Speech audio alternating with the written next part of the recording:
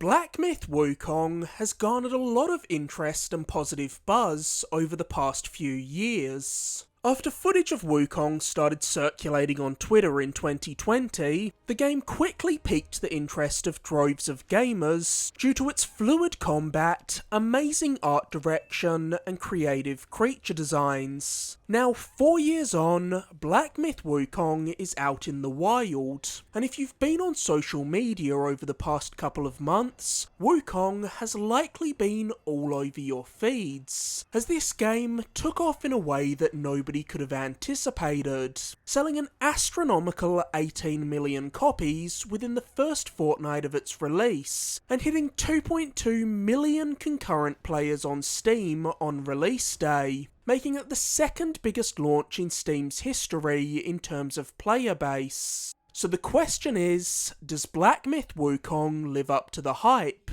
And I'd say it mostly does. Black Myth Wukong is a great game. Its combat mechanics are top notch, its world is gorgeous, and it features some of the most memorable boss fights in recent memory. But a plethora of technical issues and some inelegant design choices remind you that this is Game Science's first foray into the AAA space.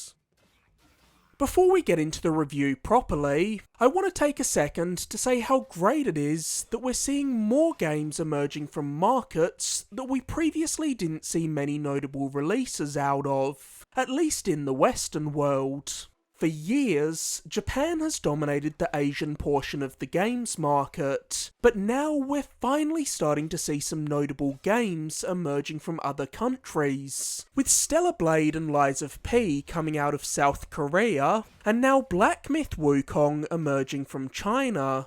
These countries are bringing their own unique flavours to game development, and that's leading to a more varied gaming landscape than ever before.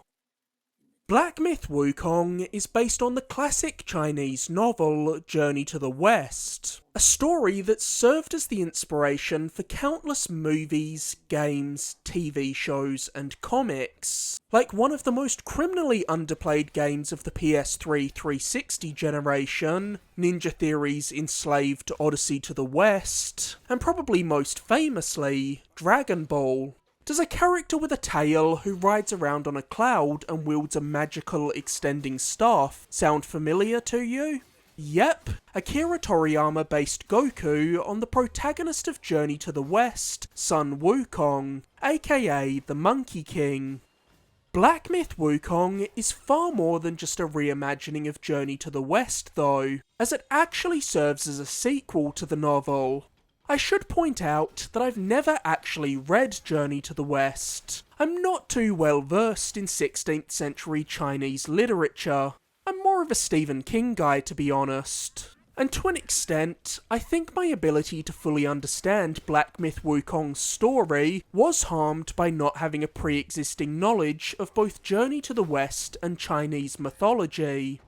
Wukong's story starts out simple enough. You play as an anthropomorphic monkey, referred to only as the Destined One, who's on a quest to gather the 6 relics of Wukong. But the story quickly gets incredibly convoluted.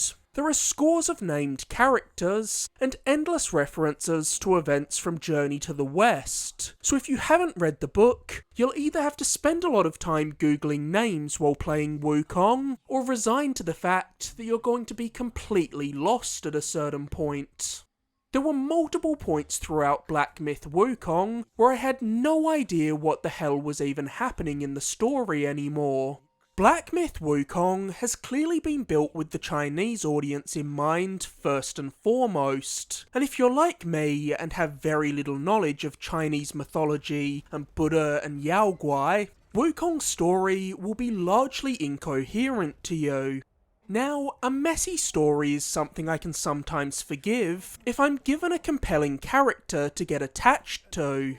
But with the Destined One being a silent protagonist with a blank slate of a personality, there wasn't much for me to latch onto here. It also doesn't help that the English VO for the supporting characters is awful. Poor acting, combined with the fact that no effort has been made to write English dialogue that syncs up with the characters' lip movements, means you'll probably want to switch to the Mandarin VO with English subtitles. The one bright side to the story is the cutscenes you're rewarded with when you finish each chapter. These cutscenes showcase various animation styles, from traditional hand-drawn animation to more anime-influenced animation, and even stop-motion animation. These cutscenes are all gorgeous. They're the kind of animations you'll want to hop on YouTube and re-watch the second they end. Making every end of chapter cutscene in a different animation style is such a clever, novel idea. I truly hope we see other games borrow this idea in the future. While Black Myth's story wasn't to my taste, its gameplay certainly was. The highlight of Black Myth Wukong is its combat. Wukong's frenetic combat is every bit as stellar as the footage we've seen promised it would be. Wukong takes more than a little inspiration from FromSoft's Souls games, namely Sekiro. But similar to Hellblade, while it's inspired by them, Black Myth Wukong itself isn't a Souls game. It's more of a pure action game with Souls trimmings sprinkled throughout. While you have a bonfire equivalent in the Keeper's Shrines where the Destined One lights incense to rest at, and a currency akin to Souls awarded for defeating enemies, Black Myth Wukong isn't punishing like a Souls game. There's no consequence for dying, you won't lose anything, you just respawn and try again.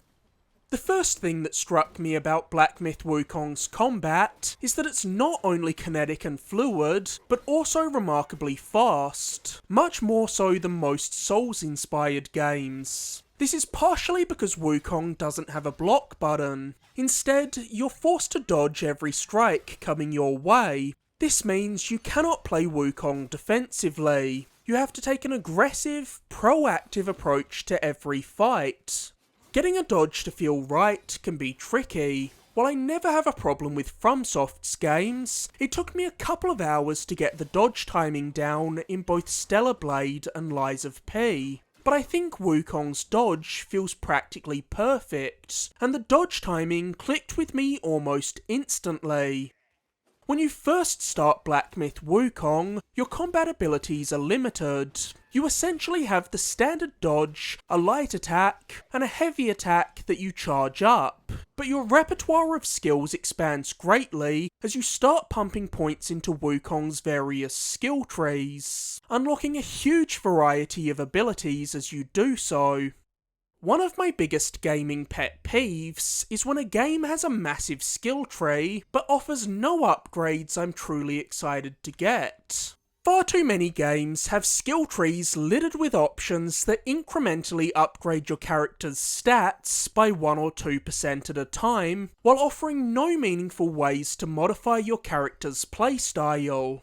I always hit a wall in games like Borderlands and Far Cry, where there's nothing left on the skill tree that I need or want, so I'm just throwing skill points wherever. This is a trap that Black Myth Wukong thankfully avoids. Black Myth Wukong's skill trees are not only robust, but varied and flexible, offering plenty of tantalising choices that allow you to customise the Destined One's skill set to best suit your preferred playstyle, by letting you choose everything from standard upgrades like damage and health buffs, to new abilities and stances that can completely change the way you approach fights. And I was consistently eyeing up new upgrades I wanted throughout the entirety of Black Myth Wukong, never running out of interesting options to pursue. Outside of the skill tree, you'll also customise the Chosen One by equipping him with countless pieces of gear, including all your standard armour and charms, as well as vessels, powerful objects that once equipped give the Destined One a new ability, like the Fireproof Mantle that temporarily nullifies all fire damage, and the Weaver's Needle, which flies around swiping at enemies like Yondu's arrow in Guardians of the Galaxy. Make sure you seek all of these vessels out, as they're often the key to defeating Wukong's more challenging bosses, so you're going to make life much harder for yourself if you rush through the game and end up missing them. Our primate protagonist can cast different spells to get the upper hand in fights. While I experimented with all of these spells, I found myself falling back on two favourites over and over again throughout the entirety of Black Myth Wukong. The Immobilize spell, which temporarily freezes enemies in place, and the A Pluck of Many spell, which lets the Chosen One summon a cavalcade of shadow clones of himself to join the fight. Each of the Destined One's spells can be upgraded to higher levels, and once you max out A Pluck of Many, it is obscenely powerful, as the clones not only stick around for far longer than they normally would, but even gain the ability to cast spells themselves. So when both you and your shadow clones are hitting enemies with the Immobilize spell, you can make short work of most enemies. One choice I didn't like in Black Myth Wukong was making the Chosen One's counterattack a spell. One of the Chosen One's spells lets him turn himself to stone. Doing so right before an enemy's attack lands will cause it to be deflected. But because this ability is a spell, it's put on a cooldown timer after each use, and you'll have to wait a while before using it again. I've never seen a game tie a parry mechanic to a cooldown timer, and I think there's a reason for that. It's not fun, and it makes it difficult to learn the timing for parry windows. Because of this, I never even had this spell equipped. Fortunately, I was more than happy to focus entirely on the dodge instead, which is clearly how game science wants you to play Black Myth Wukong anyway. One of the Destined One's more unique powers is his ability to shapeshift. Once you defeat certain bosses, the Destined One will absorb their essence, allowing him to take on the enemy's form. These transformations each have unique movesets, as well as their own health bar, which saved my ass more than a few times when I activated transformation to get a full health bar in the final moments of a brutal boss fight. It's these pulse-pounding moments where you scrape through by the skin of your teeth that make games like this so special. That feeling of euphoria when you land the final blow on an enemy that's been tormenting you for the past hour is just so satisfying. You'll also collect the spirits of some felled enemies, and by equipping their spirits, you'll be able to utilise one of their abilities. While there are dozens of spirits to choose from, I found myself primarily sticking with a spirit I got in the very first area of Black Myth Wukong, the Wandering White spirit. This spirit delivers a savage headbutt that deals massive damage and can stagger even the sturdiest of enemies. Of course, the first question people tend to ask about any Souls-inspired game is how are the bosses? And I'm glad to say that in Black Myth Wukong, the boss fights are both excellent and plentiful.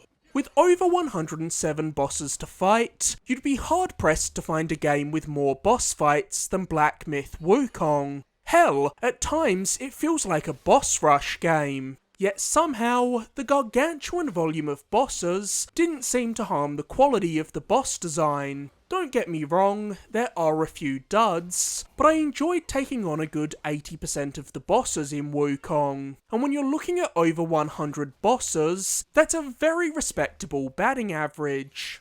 Like any good action game, Black Myth Wukong's boss fights reward patience. You need to take your time, feel out the bosses, figure out what their attack patterns are, and when there are openings for you to strike. You never want to get impatient and button mash, because there is no quicker path to failure in Black Myth Wukong. There's plenty of spectacle on show in Black Myth Wukong's fights, and the extraordinary creature designs had me itching to get a good glimpse at each new boss.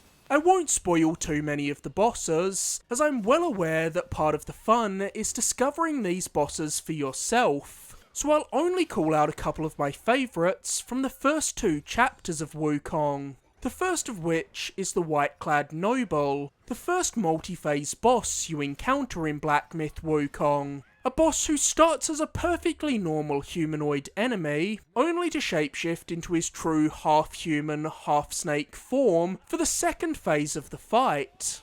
But the first boss I was truly blown away by was the Tiger Vanguard, a giant anthropomorphic tiger who you fight in a literal pool of blood. This boss has a jaw-dropping design, and he was the first boss to truly stop me in my tracks. You encounter him at the tail end of Chapter 2, and up until this point, I'd been blazing through the game, beating most bosses on my first attempt. But the Tiger Vanguard was the first real difficulty spike. He's so relentless and aggressive. It took me a good 6 or 7 attempts before I finally got his attack pattern down and bested him. In terms of difficulty, Wukong can be a little uneven. The level of challenge doesn't build as naturally as you'd hope. I'd obliterate 5 bosses in a row, then suddenly encounter a massive difficulty spike when I ran into a substantially more challenging boss who would take me 10 attempts to defeat, only to have the next boss right after them go back to being incredibly easy. As a whole, Black Myth Wukong is far less difficult than FromSoft's games, but that's not to say that it doesn't have its challenging boss fights. The final boss in particular took me a good chunk of a day to get through, but there were no fights in Wukong that had me banging my head against a wall for days, like I was the first time I encountered Genichiro in Sekiro, or Melania in Elden Ring. While Black Myth Wukong's boss fights can be challenging, they are usually fair, which is all I ask for out of an action game. I love a good challenge, but I want to know that any deaths are my fault for not dodging or getting too arrogant and trying to land an extra blow when I should have pulled back, not because something felt cheap in the game design. There are only a couple of bosses in Wukong that struck me as unbalanced or unfair. One is a boss fight that forces you to fight your opponent in a tar pit. You feel like you're moving through molasses in this fight, or the boss is moving at full speed, which puts you at an unfair disadvantage by giving you only the tiniest window to react to the enemy's attacks. The other frustrating boss fight comes right at the end of the game. There's just far too much going on visually during the second last fight of Wukong. During this fight, there's so much visual noise that the screen becomes utter chaos at points, making it hard to tell what's even happening in certain moments. Black Myth Wukong's spectacular character design extends far beyond its menacing bosses. Whether it's the ferocious beasts you fight as you make your way across the world, the anthropomorphic animals who sell you items, make medicines and upgrade your gear, or the headless musician who acts like a bard, singing songs of the Destined One's adventures, Black Myth Wukong is packed with striking and memorable characters. Though, where the fuck is your voice coming from, headless bard? You don't have vocal cords, my guy. Black Myth Wukong also has plenty of jaw-dropping set pieces as you soar through environments atop the Destined One's cloud, ride around on multiple giant beasts, and without spoiling anything, there's a sequence towards the end of Chapter 3 that plays with scale in a very interesting way that I absolutely loved. There's also some spectacular fight choreography showcased in Wukong's cutscenes. Something I crave more and more in games with each passing year is rewarding exploration, and this is something Black Myth Wukong delivers. Structurally, Black Myth Wukong is laid out differently from most of the FromSoft games that so clearly inspired it. Black Myth Wukong is more linear than games like Dark Souls or Elden Ring, and it doesn't offer one big interconnected world map to explore like those games. Instead, it's more akin to Demon's Souls, or even the modern God of War and Tomb Raider games, as each of Wukong's 6 chapters takes place in a separate, self-contained map. However, if you want to grab an item you missed, or revisit an optional boss that you felt underleveled and ill-equipped to take on when you first encountered them, you are free to revisit prior areas at any time. I know some people have taken to calling games that take this approach to world design open zone games, but I still can't figure out whether I like or hate that term. Black Myth Wukong starts out very linear, but opens up more once you hit the second chapter. From this point on, the world is filled with secrets, crafting materials needed to forge new weapons and armour, and even entire hidden areas, housing optional bosses and some of the best loot you'll find in Black Myth Wukong, making it essential to thoroughly explore each new area you're dropped into. There's a great amount of variety offered in Wukong's environments, with each chapter taking place in an entirely different biome. These locations range from a lush forest, to a barren desert, to a picturesque snowy mountain region, and I've got to give a special shout out to the setting of the fourth chapter of Black Myth Wukong, a gloomy forest filled with all kinds of eldritch bug monstrosities to deal with. Whether it's fighting a giant centipede, or getting chased by a horde of spiders, this area has no shortage of nightmare fuel.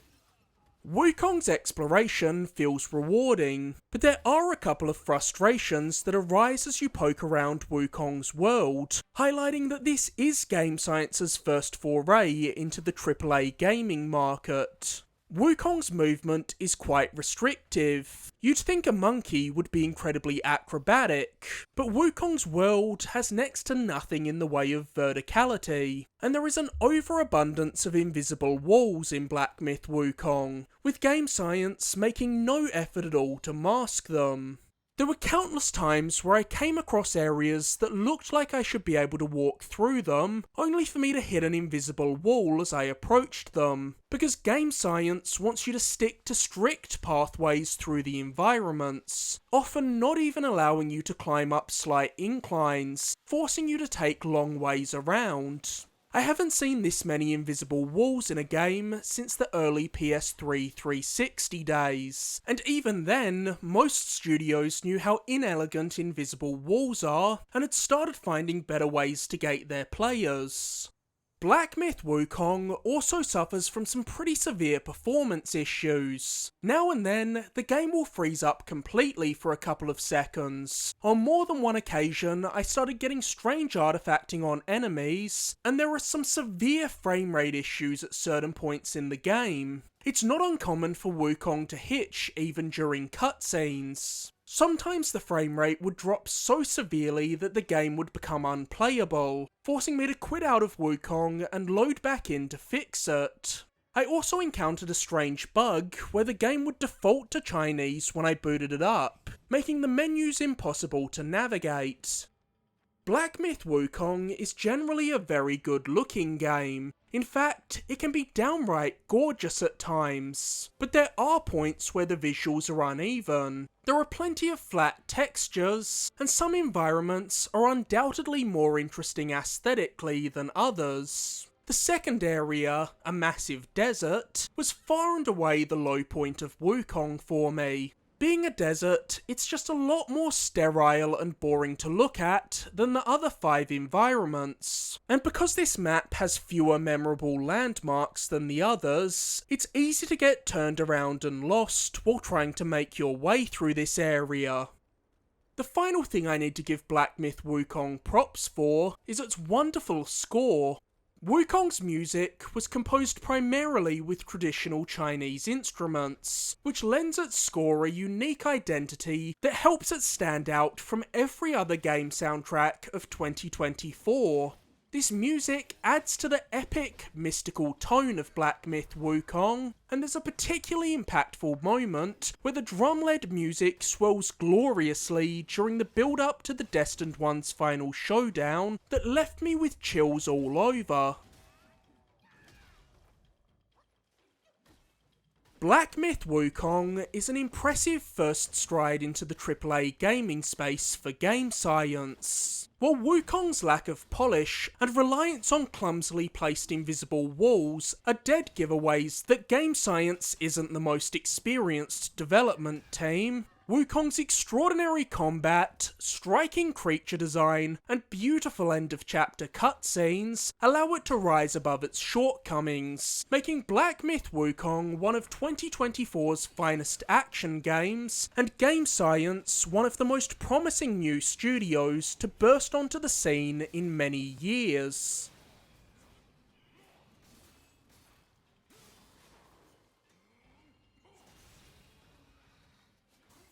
As always, thank you so much for watching. If you enjoyed this review, be sure to like, subscribe, or leave a comment. You can find countless other videos on my channel, including my recent reviews of Cat Quest 3 and Nintendo World Championships NES Edition. And be sure to stay tuned for my upcoming reviews of Astrobot, Warhammer 40k Space Marine 2, and The Plucky Squire.